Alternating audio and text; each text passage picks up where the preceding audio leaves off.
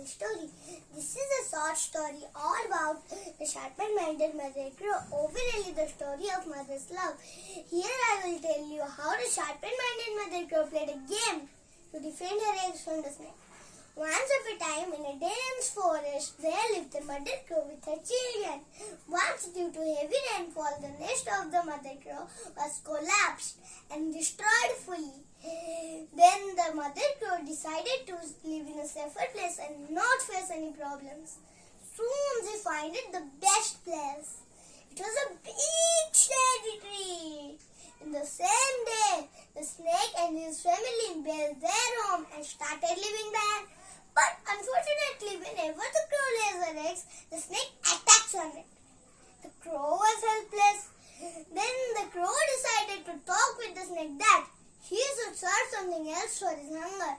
The next day, the sharp-minded mother crow went to the snake and told that, "Dear friend, please spare my eggs. Let us live happily and be good neighbors." The snake replied arrogantly, "Oh, what do you expect from me? Only to die from hunger?" The next day, the angry mother crow was flying over a king's palace. She saw a beautiful princess wearing a diamond necklace. She got a plan. She flew onwards the princess and picked the necklace with her beak. Picked the necklace with her beak.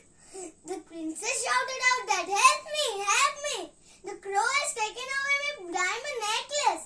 Soon the guards were running. In a few minutes, they saw the crow sitting on a big tree. In that time, the sharp-minded crow dropped the necklace to the snake hole. The snake came out. One of the guards saw the snake and replied, "Just kill the snake and his family." Then they killed the snake and his family and collected the necklace and gave it to the princess. In this way, the sharp-minded mother crow proved that mother's love can do anything to save their family. Thank you for listening. Have a nice day. Thanks for watching.